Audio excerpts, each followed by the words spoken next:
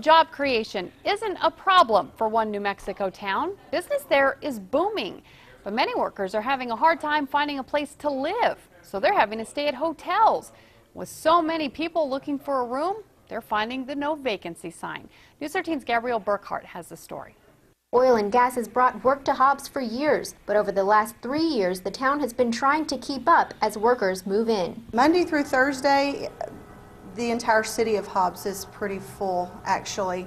I know on Tuesday, Wednesdays, you can't find a room in Hobbs. Full of mostly oil and gas workers. Many don't live here and travel a long distance home for weekends. It's a good problem for us because we're full. Unfortunately, it's not a good problem for the person trying to find a room. And most occupants are in it for the long haul. We have some people in-house that are here indefinitely until the project is over. Out of 94 rooms at this Marriott, most of them are just like this. Rooms many workers call home, sometimes for more than a year. Yeah, you get to know these people really, really well. But there's another side to this issue. It is certainly indicative of how robust our economy is, but it is right now just a temporary solution to what is a greater housing shortage. Taylor says there's been a shortage of affordable housing and rental properties where many workers choose to stay. Construction slowed after oil prices plummeted in 1985, making it less profitable to drill. Taylor says a lot of homes considered new in Hobbs were built in 1985.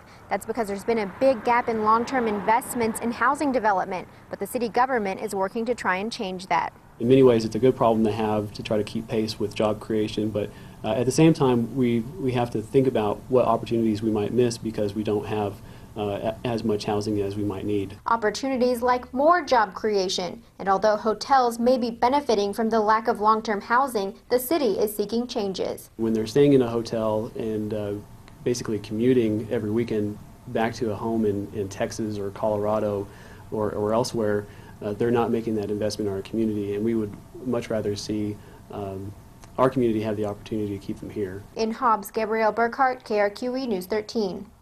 The hotel manager we spoke with says that most hotels in Hobbs are not well equipped for long-term guests, but some are looking at building some places that offer extended stay.